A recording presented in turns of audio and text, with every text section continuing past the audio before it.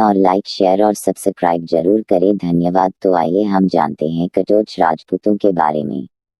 कटोच वंश के गोत्र कुलदेवी आदि।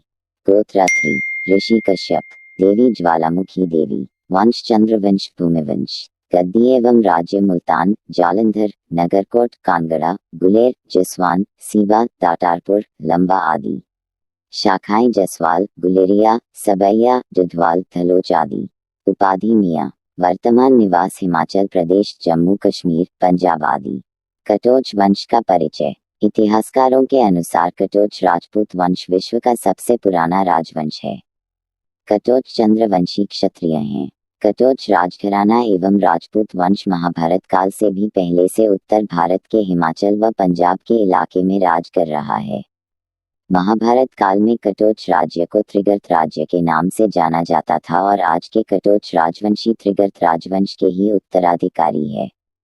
कल्हण की राजतरंगिणी में त्रिगर्त राज्य का जिक्र है। कल्हण के अनुसार कटोच वंश के राजा इंदुचंद की 2 राजकुमारियों का विवाह कश्मीर के राजा अनंतदेव 1030 से 1040 के साथ हुआ था। पृथ्वीराज रासों में इस वंश का नाम काटपाल मिलता है। अबुल फजल ने भी नगरकोट राज्य, कांगड़ा दुर्ग एवं ज्वालामुखी मंदिर का जिक्र किया है। कई इतिहासकारों ने अपने ऐतिहासिक लेखों में कांगड़ा का जिक्र किया है।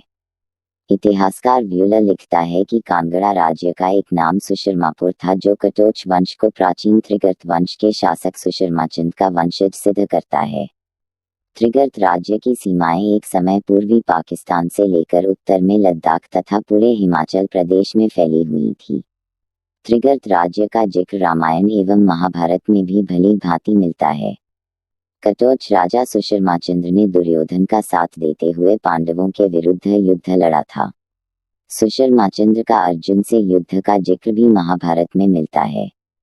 त्रिगर्त राज्य की मत्स्य और विराट राज्य के साथ शत्रुता का जिक्र महाभारत में उल्लेखित है।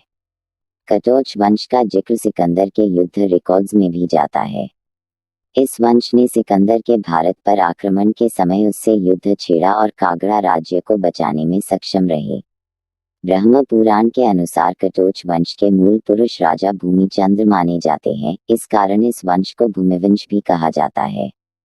इन्होंने जालंधर असुर को नष्ट किया था, जिस कारण देवी ने प्रसन्न होकर इन्हें जालंधर असुर का राज्य त्रिगर्त राज्य दिया था।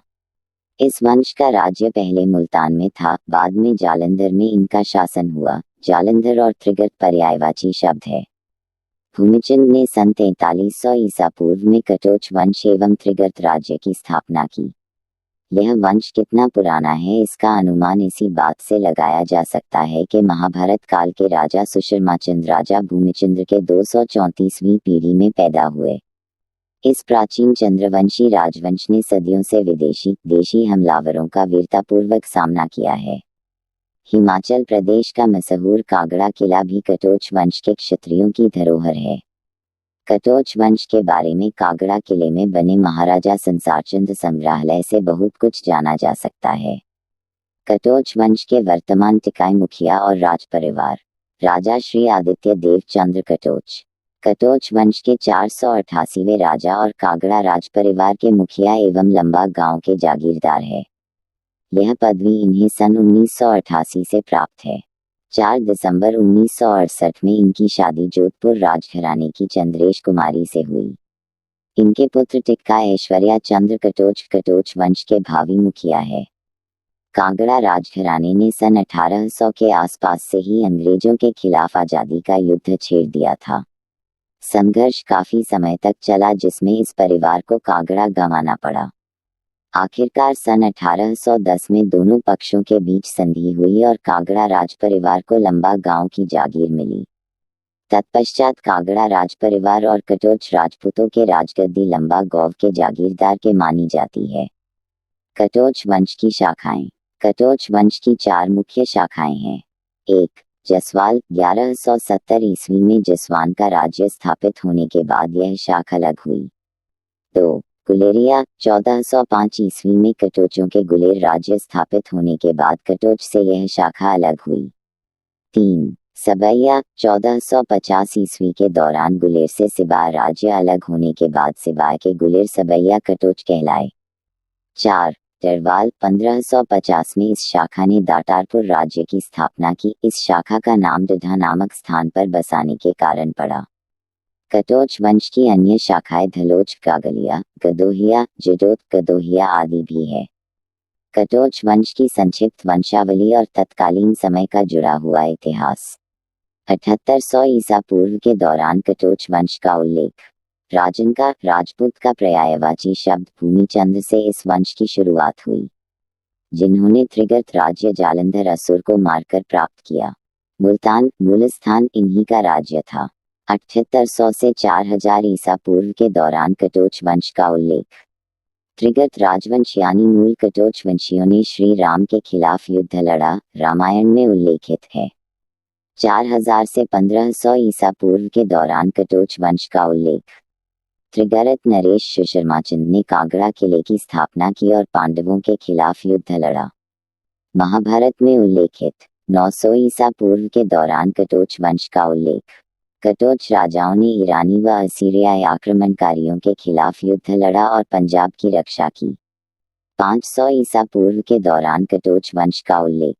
राजन का परमानंद चंद्र ने सिकंदर के खिलाफ युद्ध लड़ा। 275 ईसा पूर्व के दौरान कटोच वंश का उल्लेख। कटोच राजाओं ने अशोक महान के खिलाफ युद्ध लड़े और मुल्तान हार गए। कांगड़ा राजघराने ने कन्नौज के खिलाफ बहुत सारे युद्ध लड़े। कांगड़ा के राजाओं ने हिमालय पर प्रभुत्व जमाने के लिए कश्मीर के राजाओं के साथ कई युद्ध किए। शिवनसैंग ने कांगड़ा राज्य का दौरा किया। उस समय इस राज्य को जलंधर के नाम से जाना जाने लगा था। राजन का पृथ्वी चंद्र का राज्य अभिषेक हुआ। महमूद गजनी ने सन 1009 में कांगड़ा, भीमनगर पर आक्रमण किया। इस हमले के समय जगदीश चंद्र यहाँ के राजा थे। कांगड़ा राज्य जिस्वान और कांगड़ा दो भागों में विभाजित हुआ। राजा पूरब चंद्र कटोच से जिस्वान राज्य पर गद्दी जमाई और कटोच वंश में जसवाल शाखा की शुरुआत हुई। कटोच और मुहम्मद गोरी के बीच में युद्ध छिड़ा, जिसमें 1220 कटोच जलंधर हार गए। राजन का रूपचंद्र की अगुवाई में कटोचों के दिल्ली तक के इलाके पर हमला किया और लूटा। तुगलकों ने डर और सम्मान में इन्हें मियाँ की उपाधि दी। कटोचों ने तैमूर के खिलाफ भी युद्ध लड़ा। कांगड़ा राज्य फिर से दो भागों में बटा और गुलेर राज्य की स्थापना हुई।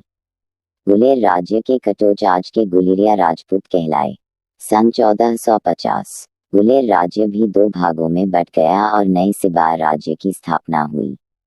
सिबार राज्य के कटोच सिबिया राजपूत कहलाए। सन 1526 से 1556 शेरशाह सूरी ने हमला किया पर उसकी पराजय हुई। उसके बाद अकबर ने कांगड़ा पर हमला किया, जिसमें कटोच वंश की हार हुई। कटोच राजा ने अकबर को संधि का न्योता भेजा, जिसे अकबर ने स्वीकारा। बाद में मुगलों ने कांगड़ा किले पर 52 बार हमला किया, पर हर बार उन्हें मुंह की खानी पड़ी। इसके बाद जहांगीर ने भी हमला किया। सन 1620 ईस्वी जहांगीर और शाहजहां के समय मुगलों का कांगड़ा किले पर कब्जा हुआ। सन 1700 ईस्वी महाराजा भीमचंद्र ने औरंगजेब की हिंदू विरोधी नीतियों के कारण गुरु गोविंद सिंह जी के साथ औरंगजेब के खिलाफ युद्ध किया। गुरु गोविंद सिंह जी ने उन्हें धर्म रक्षक की उपाधि दी। पंजाब में आज भी इनकी बहादुरी के गीत गाए जाते हैं। सन 1750 ईस्वी महाराजा घमचंद्र को अहमद शाह अब्दाली द्वारा जलंधर और 11 पहाड़ी राज्यों का निजाम बनाया गया। सन 1775 ईस्वी पूर्व से सन 1820 ईस्वी कांगड़ा राज्य के लिए यह स्वर्णिम युग कहा जाता है।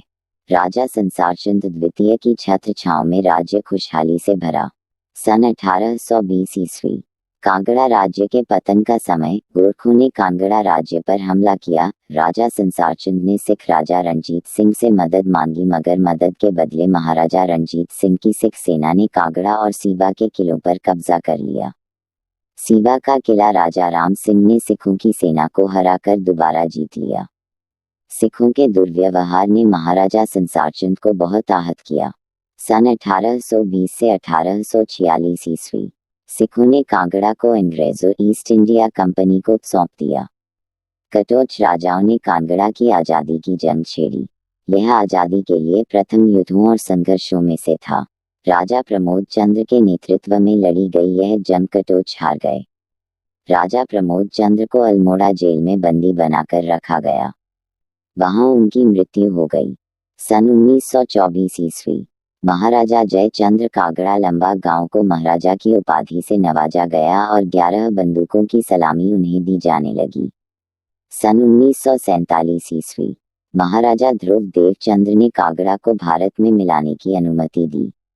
कांगड़ा का किला। कांगड़ा का दुर्ग स्थापत्य कला का बेजोड़ नमूना है। यह दुर्ग इतना विशाल और मजबूत था कि इसे देवकृत माना जाता था। इसे नगरकोट अथवा भीमनगर का दुर्ग भी कहा जाता था। कटोच राजवंश के पूर्वज सुशर्माचंद द्वारा निर्मित इस दुर्ग पर पहला हमला महमूद गजनवी ने किया। इसके बाद गौरी, तैमूर, शेरशाह सूरी, अकबर, शाहजहां, गोरखों, सिखों ने भी हमला किया। सदियों तक यह महान दुर्ग अपने ऐश्वर्य, आक्रमण, विनाश के बीच जूझता रहा। यह दुर्ग प्राचीन चंद्रवंशी कटोच राजपूतों के गौरवशाली इतिहास की गवाही देता है। कांगड़ा का अजेय दुर्ग, जिसे दुश्मन की तोपें भी न तोड़ सकी, वो सन 1905 में आए भयानक भूकंप में धराशायी हो गया, मगर इसके खंड आज भी चंद्रवंशी कटोच राजवंश के गौरवशाली अतीत की याद दिलाते हैं। तो दोस्तों, ये जानकारी आपको कैसी लगी, कृपया कमेंट में लिखकर बताएं और लाइक, शेयर और सब्सक्राइब